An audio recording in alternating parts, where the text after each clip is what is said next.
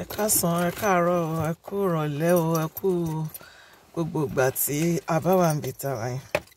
Ẹ jọ̀ọ́ bá mi share fídíò. Mò ń wá nǹkan kan ni o. Mo fọlọ́run bẹ̀ yín, gbogbo ẹ̀yin èèyàn tẹ́ bá ti rí fídíò yìí. Ẹ ṣáà máa bá mi share títí tí màá fi gẹ́ẹ̀tì nǹkan tí mo wá yẹn. Tẹ́ bá ti wá bá mi rí ẹni tó bá mọ ibi tí mo ti lè rí. Kó kọ́ọ̀lù mi ní 08023232323. Ẹ jọ̀ọ́ mo fọlọ́run bẹ̀ yín. Mo need nǹkan yẹn urgently. Kí là ń pè? Ohun tá à ń pè tí mò ń wá ní ayẹta. Má rẹ́rìn, má jẹ́ kó fọ́ọ̀nì. A need ayẹta. Èmi in particular mo need ayẹta lọ́wọ́ tí mo wà. Torí gbogbo wàhálà tó wà láàrin ìgboro Nàìjíríà yìí number 1 ni. Ó ti sú mi. Ó sú mi, mo mọ̀ pé ó sú wọ náà ó kàn rọ́gbọ́n tó lè dá sí ni. Ó sú everybody. Léléyìí tí odindi ọba àlú first class ọba tó ń fara gbàbọn tó dẹ̀ ń gbàbẹ̀dẹ̀ rọrùn tán dẹ̀ rí nǹkan kan ṣe sí táàmì ẹni yìnbọn àmọ́ bí ìbọn ti wá. Ìgbà àwọn ayé bá ti ráyà kìlà síyàn tán wá ní Fúlàní ẹ̀sìmẹ̀ni ní o, Fúlàní ẹ̀sìmẹ̀ni o.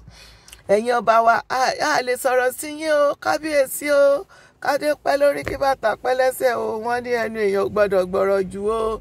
Ẹ wá yẹ kẹ́nu tèmi gbọ́rọ̀ jù o. Ṣùgbọ́n ìyá Adura ló ń sọ fún yín wípé pàṣà yín ò fura ó jà àjà fura àjà jìn onílé yóò fura olè tí ń kó yín lọ.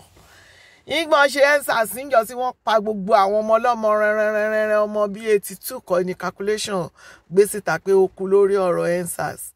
Ẹ̀yin bàbá wa tá a gbọ́dọ̀ sọ̀rọ̀ sí, ẹ̀yin ọba ládéládé, ẹ̀yin ọba lóyè lóyè tá a gbọ́dọ̀ bú, tá a gbọ́dọ̀ sọ̀rọ̀ sí, ẹ lajú yín lẹ̀ báyìí talùmọ̀ ó kò wọ̀ ṣọ́ì.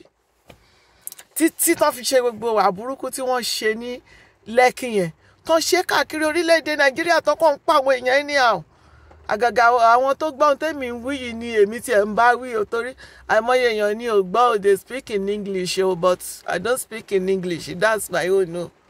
I speak in my own language tí ẹni tó súnmọ́ mi tó máa gbọ́ nǹkan tí mò ń wí o. Eléyìí tó kàn mí ni àwọn èèyàn tèmi.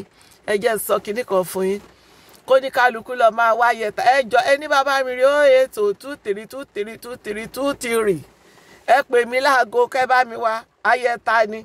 Nígbà tí ìbọn gàmbàrí bá odindi ọba ìlú ó kú tú ẹ. Ẹ rí i pé ọlọ́màjẹ àtẹ. Àwọn èèyàn ti tẹ́ gan o. Àwọn èèyàn ti tẹ́ gan. Tó bá ní ọba o. Àlẹ́ mi ti ẹ̀rọ pé téèyàn bá dẹnu ọ̀nà ọba lásán tó bá dilẹ̀kùn ọba mú o máa ṣọ́ọ̀kì ni. Àṣẹrọ ni. Ẹ ti lajúlẹ̀ tàlùmọ́ ti kó wọ̀. In Jesus name kò sẹ́ni gba Jésù nínú gbogbo wa. Àwa kan gbórúkọ yẹn a fi ń lérí tété báyìí. À ń gbé lérí bíi tẹ́lẹ̀tẹ̀. A fi ń lérí tété bíi tẹ́lẹ̀tẹ̀ káàkiri ní gba Jésù. Àbí gbànábì wa àìmọye àwọn àlùfùlání oríṣiríṣi tí wọ́n ń dó gbogbo àwọn ìyàwó màmú tó ń dó àwọn ìyàwó níyàwó kiri. Àìmọye pastors tó yẹ pé gbogbo ọmọ ìjọ wọn lílá ni, ìyá ìjọ lílá ni àti jìbìtì àti gbogbo èyí wọ̀nyí ẹni rẹ̀ ta lè nìyàn Ọlọ́run èmi ò sọ pé nìkan ò dá o. Ṣùgbọ́n ọmọ Yorùbá tán ní ẹ máa ronú. Mo sọ fún yín jọ̀sí mo lémi ò ronú. Orí mi mò ń rò. Orí òun ni mò ń rò. Ọlọ́run á yẹ kí ìbọn ayé bá mi tọmọtọmọ. Ọdún lọ sópin ìbọn ayé òní bẹ́ẹ̀ kó ní bẹ́ẹ̀ mi náà tọmọtọmọ. Ẹ jọ̀ọ́ ẹni bàbá mi ráyẹ ta o. 080232323. Ẹ bá mi wáyẹ ta. Ẹ bá ń wáyẹ ta. Àwọn ọba ìbọn ti ń bà wọ́n. Nígbà ìbọn bá ti bá bàbá èèyàn kí kọ́mọ tètè ṣe kí ni kó ferege. À ń wáyẹ ta o. Ẹ ti kọ́ gbogbo nǹkan ìṣẹ̀báyé lẹ̀. Ṣe làwọn bá dẹ̀ ń dé ọba adé Amazon náà ń dé kiri ṣáínṣáínṣáínṣáínṣáínṣáín. Ẹ ní nǹkan àmúṣagbára. Àwọn ọmọ wèrè tó yẹ kó máa bọ̀ báyìí kẹ́ pàyájọ́ pé ẹ dúró ń bẹ̀ ṣọ́gbó bẹ́rì ìyá ẹ̀ kó wọgbó lọ. Kọ́ dẹ̀ wọgbó lọ bẹ́ẹ̀. Àṣẹ ní nǹkan kan kẹ́kọ̀ọ́ kówó wa jẹ́ kẹ́bọ̀ náà wa jẹ́ kẹ́ sọ̀rọ̀ sí wa ṣàkà. Àwa lẹ̀ sọ̀rọ̀ sí gbọ́n bá yọ̀bọ̀dé bá yín jìnnìjìnnì àbóyin nìbọn bá yín lẹ̀ bá kú pé 0802323 ayẹta mo fẹ́. Thank you.